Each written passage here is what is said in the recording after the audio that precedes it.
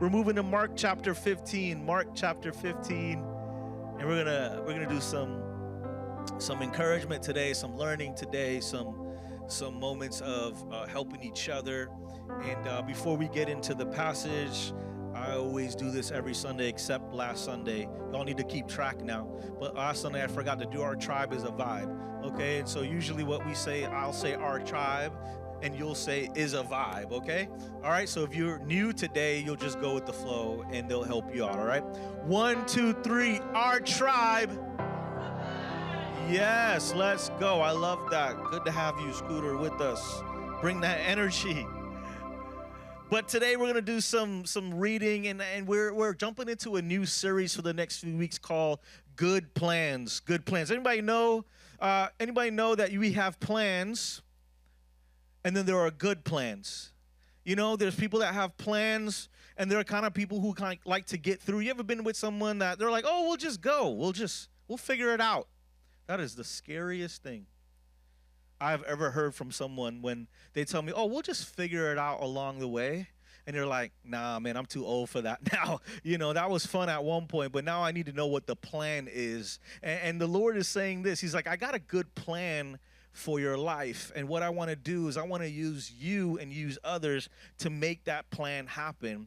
And so what we're going to do today is we're going to look at the life of Peter. Anybody know who Peter was? That he was a disciple, one of the most famous disciples for good and bad things. Okay, he had a reputation, but I want to use him, and I want to use his relationship with Jesus today to really walk through how the Lord's going to use us to help change the world. Would you read with me? Here's what it says in Mark 15, verse 6.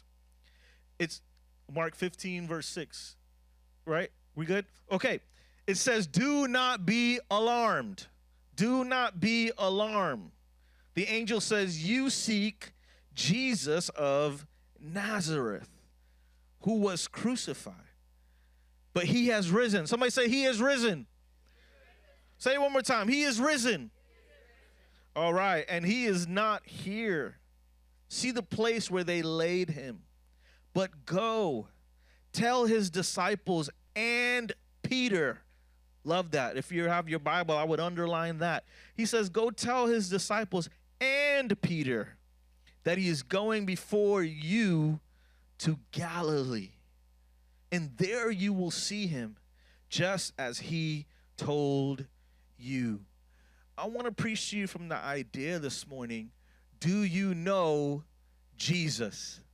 Do you know Jesus? Has anybody ever met someone they admire? Somebody that they admire, somebody that they hold in high regard. You with me this morning? You awake? Okay. All right. So if you've ever met someone that you admire, you know it could go either way. It could go really, you know, terribly, like, oh man, you know, there's a saying, don't ever meet your celebrities. Don't ever meet the people you look up to, because sometimes it can go south, but then there's also times it can go really well. I remember my son Liam, he loves Spider-Man. To this day, he's a Spider-Man fan. Anybody a Spider-Man fan? All right. And so he's a Spider-Man fan, and so we took him to back home in New York, and in Times Square, there's always these people that dress up and they wear different costumes and all this stuff. And so we're in Times Square, and he sees Spider-Man for the first time. He's like 5 years old. He's like, Spider-Man! Oh my goodness, Spider-Man lives in New York, you know? And so he runs up to Spider-Man, and Spider-Man's like, you know, he's doing all this stuff. And then all of a sudden, Spider-Man's no longer, Spider-Man's doing this. And so Liam's like, I don't know that exercise. I don't know what you're looking for, right? And Spider-Man has done his, now he's looking for his tip. You know, he's looking for, he got to take care of a family. Spider-Man got a family. You know, real Spider-Man has a family. He got to go home and take care of his family. And poor Liam starts getting scared because he's like, Spider-Man never does this. He never does this little exercise. And so now I'm you know, hoping that this Spider-Man doesn't hurt my son, you know? And so I'm like pushing him back. I'm like, I'll take care of you, Spider-Man, but I can't ruin his dreams, okay? And so Liam goes away, and he's just like, oh man, Spider-Man isn't who I thought he was, you know?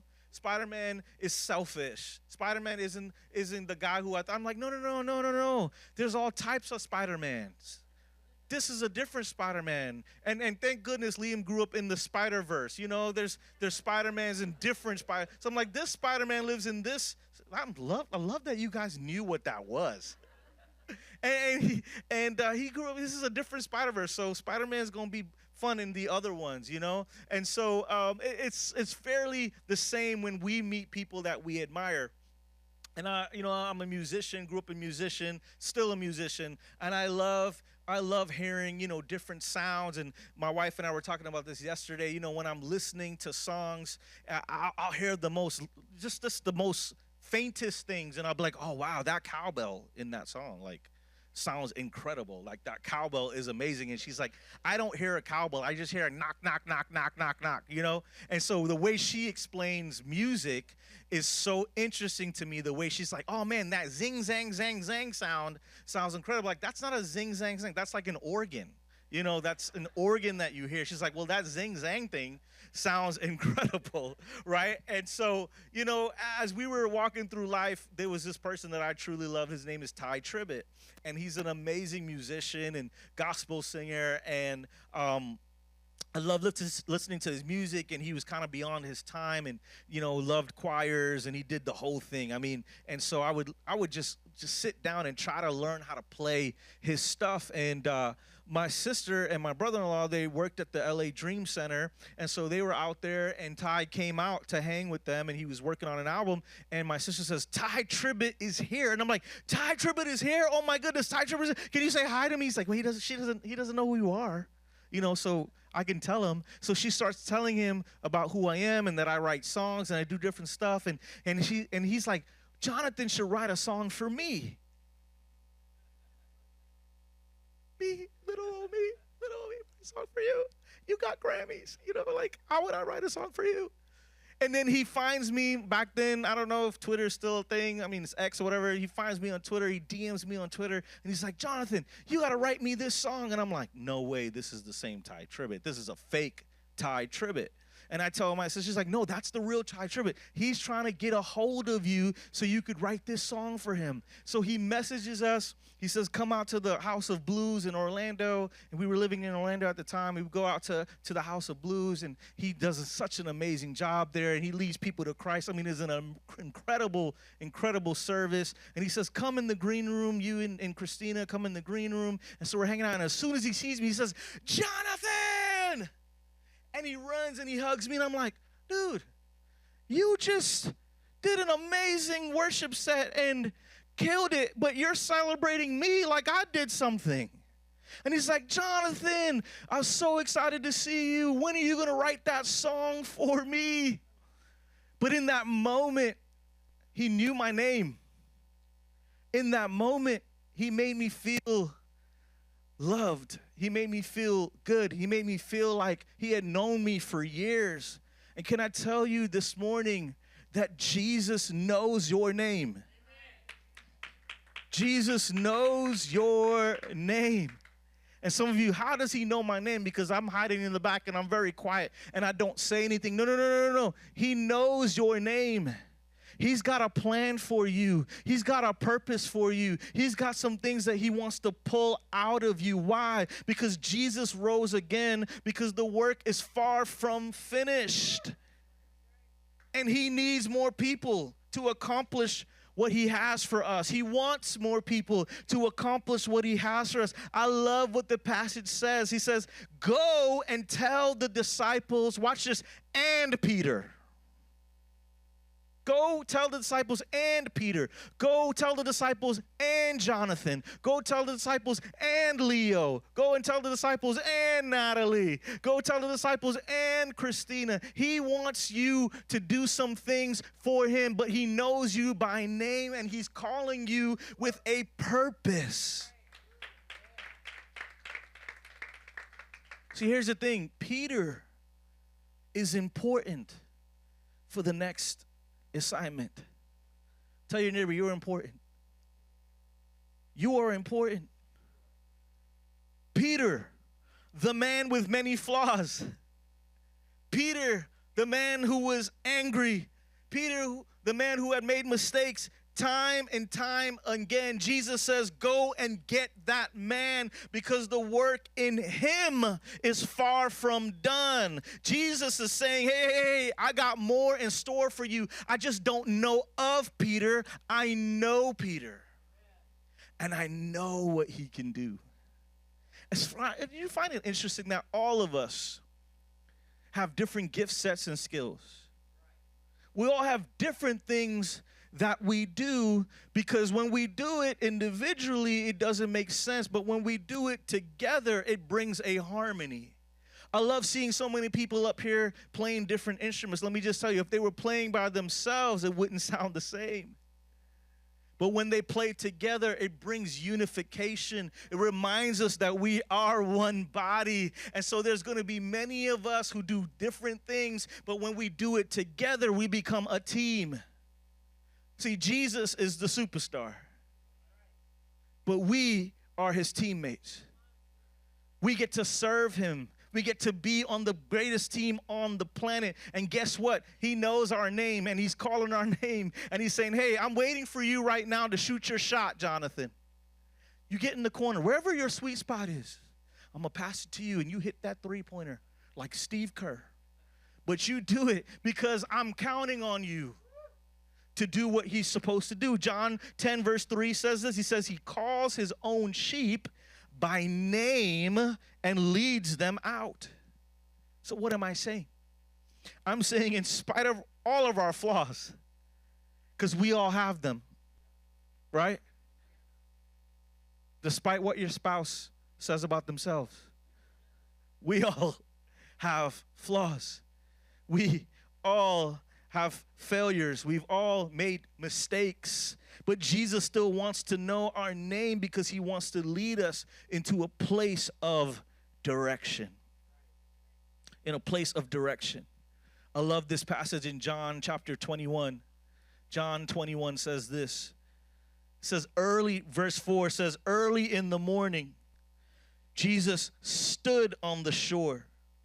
But the disciples did not realize it was Jesus.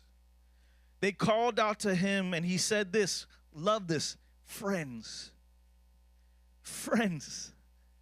haven't you any fish? Friends, haven't you any fish? See, Jesus is going to meet you at the shore. And when he meets you at the shore, he's going to ask you, friends, have you thought about some things in your life? I know you're walking through some things in your life, like Peter was on the shore of brokenness. Peter was on the shore of tiredness. Peter was on the shore of emptiness. Peter was on the shore of feeling low. Peter was on the shore of shame. But Jesus showed up in his life and met him at the shore. What do I mean? Well, Jesus just didn't meet him at the shore. No, Jesus met him at the shore and had open arms for him and called him a friend and said, let me help you up. Let me make you a meal. Let me make you a fire. Let me help you go from failure to future, from shame to calling. Let me help you catch some fish. Let me help you be your provider. It's interesting because for many of us, when we go to, how many of you love the beach? I'm a beach person, man. They ask me if I'm a mountain or a beach person. I'm like, I'm both. Beach by the mountains. You know, and just the other day, someone was asking us about what's your favorite beach, like east or west, and they thought it was just the state. We're like, no. Like, you ever been to Hawaii? Like, there's some cliffs and mountains and water, and it looks really beautiful, and I'm about that life, you know, and I could sit there and park myself down. But there's interesting that when we go to the shore and we stand by the water, there are two things that can happen. It could be really, really cold, or it could be really, really warm. And there are moments that for many of us, we have no idea what it's going to look like until we step into it. We have no idea what the water is going to possess, what's going to be in the water until we step into the water. And what Jesus is saying, hello, I'm here by the shore, but I need to take you into the deep. And there's been some things that you've left in your life that has continued to make you walk in the shallow, but I'm ready for you to have some depth in your life. I'm ready to catch some fish in your life. I'm ready for you to have provision in your life, but you got to get from the shore.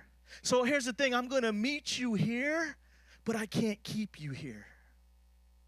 I'm going to meet you here, but you can't stay here.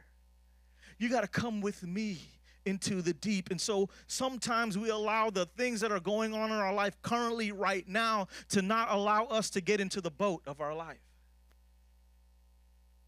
We got so many things that are happening. We got a list of problems. We have a list of challenges that we've got to walk through, but we have yet to get into the boat. And Jesus is saying, I'm trying to get you out into the depth. So would you help yourself get out into the depth? Because I met you here, but I can't keep you here. And so what do we need to do is we need to remind ourselves that Jesus is no longer holding us in contempt. He's actually moving us forward. He's saying, hey, I actually freed you. It's you who are keeping yourself captive. I've actually freed you. I've moved you forward. I want to give you clarity in your life. I want you to confess to some things and give it to me, but now you got to move forward. Get yourself together. Come on, there's got to be language in our life that allows us to say, hello, I've been set free. He says, hold on, Jonathan, you said yes to me. Now you got to act like it. There's an act. There's a behavior. There's a response to what we do and how we do it. John 21, same passage. If you were to go down to 15, it says this. It says, when they had finished breakfast, Jesus said to Simon Peter, son of John, do you love me more than these? And he said to him, yes, Lord, you know that I love you. Then he said, feed my lambs. He said to him a second time, Simon, son of John, do you love me? And he said to him, yes, Lord, you know that I love you. And he said, well, tend my sheep. Then he said to him the third time, he said, Simon, son of John, do you love me? And he said to him, Lord, you know everything. You know that I love you. And Jesus said to him, feed my sheep. It's clear as day what Jesus is saying to him. What he's saying is that, hey, I am going to forgive you. Peter, I'm going to forgive you. And I've got a good plan for your life. These are big words for Peter. It's a big deal for Peter. Because if we know anything about what has happened to Peter in his life, is that Peter in this moment has been locked up and locked into some of the emotions and feelings he had been going through. The decisions that he had made prior to this were really, really difficult ones that made him feel far from Jesus. If you know the story, you know that Peter denied Jesus 3 times. Not just once, but 3. And Jesus told him what was going to happen. And yet he still did it. And of course, anybody who would be in this moment, if you were Peter and you put yourself into Peter's shoes, you too would feel the same. As a human, you would feel like, I betrayed someone who loved me so much. I betrayed someone who had good plans for my life. I betrayed someone who I've been following, and I didn't even know that I did it, but I did it, and I feel desperate. I feel horrible. I feel terrible. You know, in this moment, people think about this, that they says that he just goes back to fishing, but in reality, he didn't go back to fishing because he forgot about Jesus. He went back to fishing because he loved Jesus. What do you mean? What I mean is that he knew that this was a place that he could draw near to him, that he could be familiar with him. See, Jesus met him there. And if you read this passage, you would see that when he realized it was Jesus, when Peter realized it was Jesus, he jumped out of the boat and ran towards his arms, because this was a man who did everything for him, who had changed his circumstance, had changed his life. And what Peter needed to be reminded of was that he was a son that had already been set free and delivered. So here is Peter. Before Peter could even say something, what did Jesus say? He says, do you love me? Do you love me? Do you love me? Jesus didn't come back to retaliate. He came back to have reconciliation.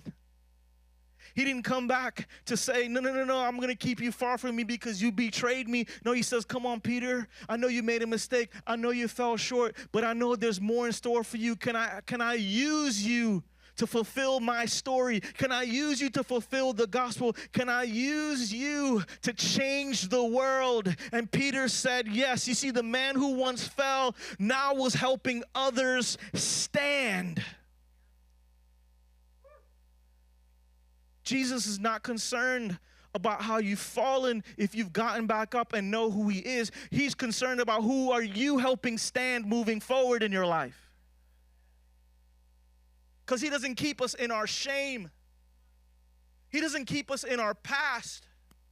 Matter of fact, he rewrites our past. He redeems our story. He redeems our past. He wants us to move forward.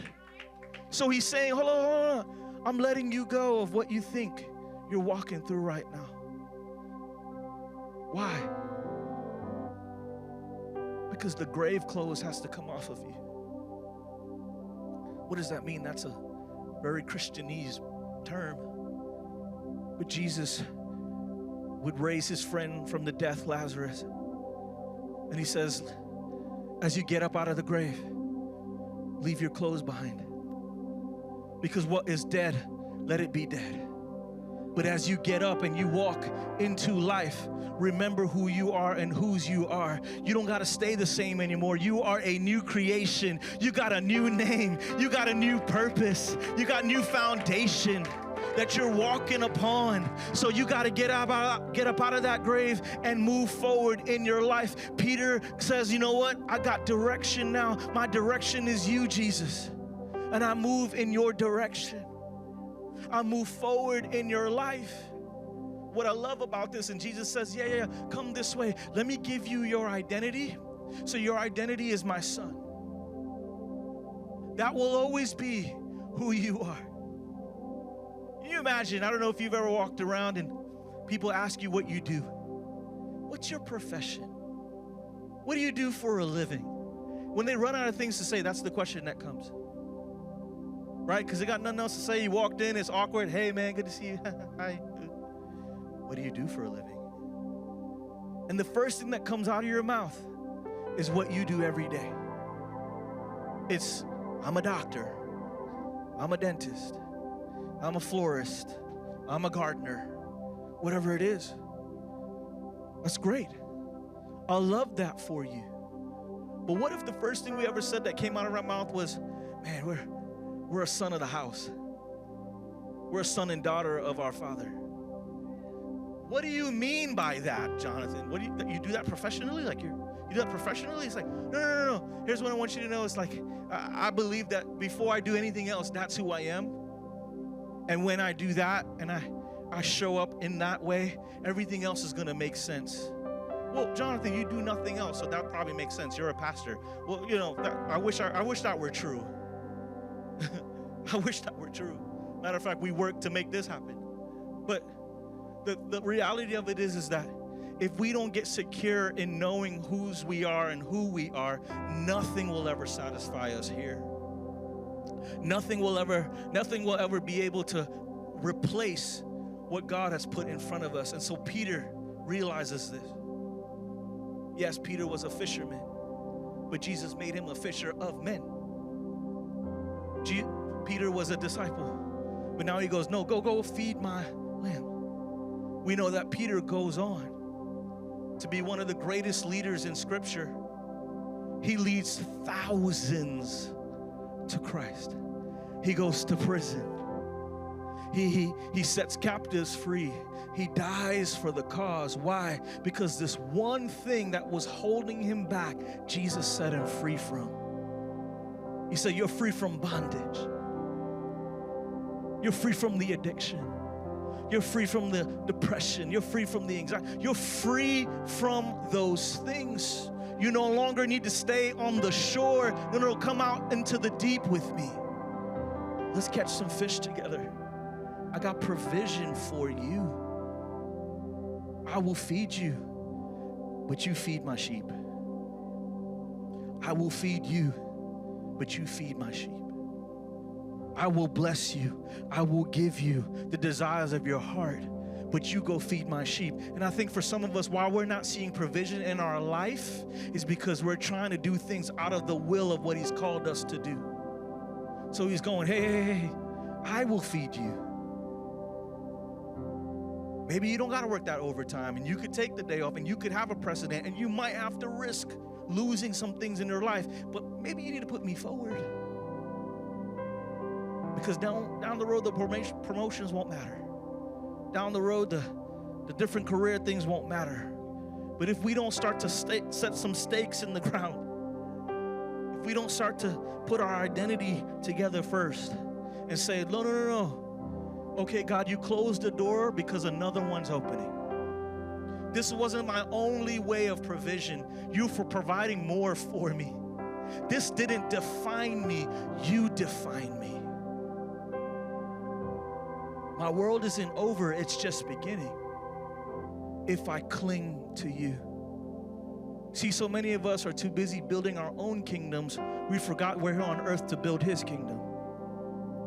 It's not about our kingdom. It's about his kingdom. It's about his kingdom. Well, Jonathan, you're broke. You could say that. But I'm happy. Are you? That's the truth. I'm set free. I got joy. No one's going to hold me back. The enemy can't defeat me. He has no place in my story. He has no place in my life. He has no room where I'm going. The Lord has set me free, and therefore he has set you free. That's not a narrative that's in your life. That's not a narrative you need to carry. He is the Lord that heals all diseases. He is the Lord that can heal cancer. He is the Lord that can break chains. He is the Lord that can break ceilings. He is the Lord that can break walls. There's nothing our God cannot do, but he's waiting for you to catch up. He's saying, catch up. Come on. I'm calling you by name. I'm standing here by the shore. Would you come out to me? Come. I've got more in store for you, man. You don't got to live like you were living. There's a new way for you to live. There's a new story in your life. There's a new rhythm you can capture. Come feed my sheep. So what's your plan today? What's your plan today?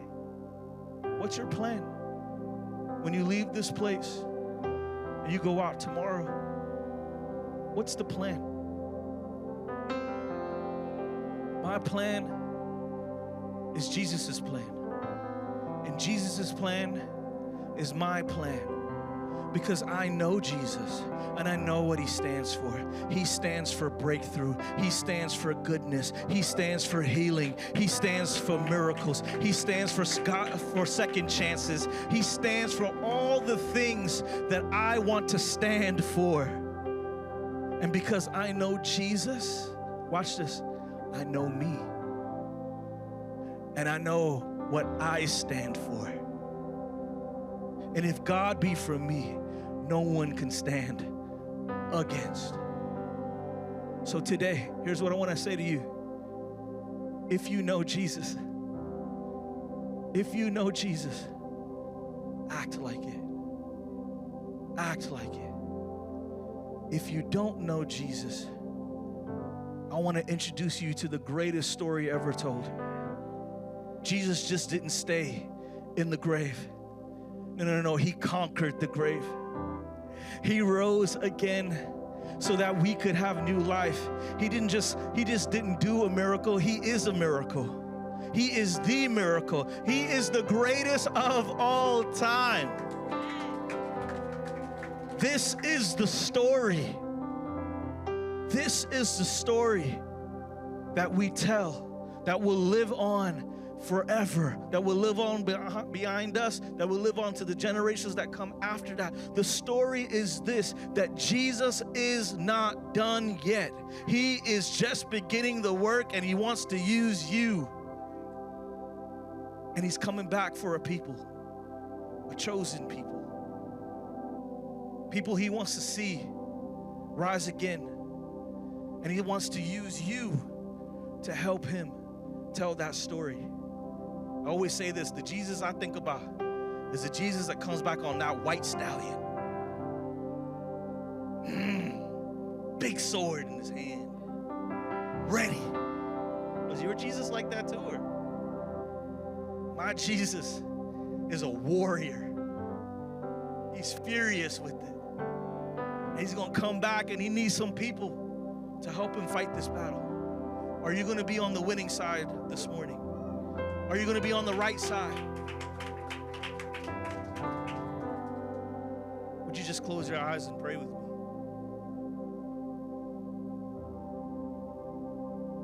Lord, I just thank you today as we heard your story. We went from Friday to hearing about the cost that you paid, the price that you paid so that we could stand here today. You were beaten, you were wounded, you were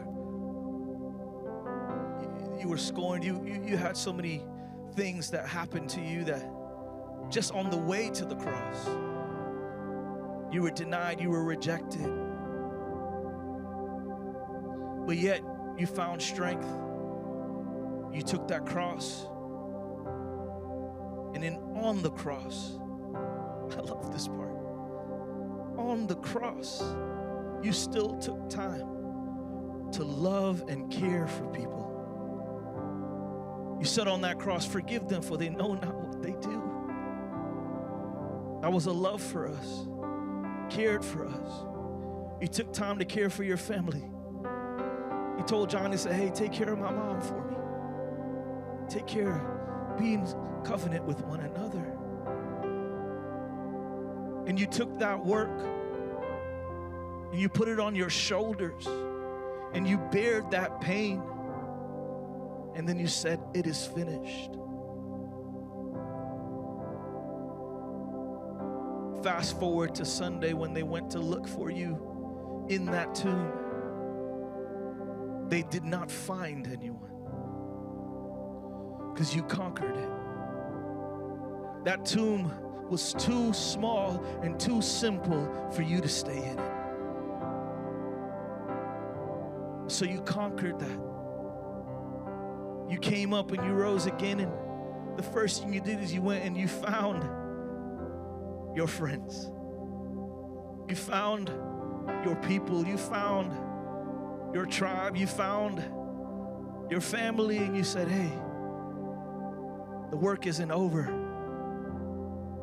The work's just beginning. Would you help me? Would you serve me? Would you go? Would you go to grow? The world needs to hear of this story. The world needs to know of what is to come for them. That hope is still coming. That hope will find them, will free them, will give them a deeper meaning, will give them a greater sense of purpose. But you need to know who I am so you can show the world who you are and whose you are. Hey guys, thank you so much for taking time to tune into today's message. I pray that it has been refreshing, it has been reflective, and also has brought transformation in your life. every service we take a moment to pray for people in the room. And I want to do the same as you're watching this message. Would you close your eyes with me? Today, Lord, I just pray that as someone listens to this message for the first time, that they would come closer to you and even receive you as a gift in their life. They would admit that they have fallen short, that they have sinned, Lord God, but they repent today, they turn away from. They believe that your Son is the way, the truth, and the life, Jesus. And now they choose to follow you for the rest of their days. Come on, if you prayed that prayer today, I want to say, welcome home, welcome to the family, welcome to the tribe. There's so many ways for you to get connected on our website. We can't wait to see you in person. God bless.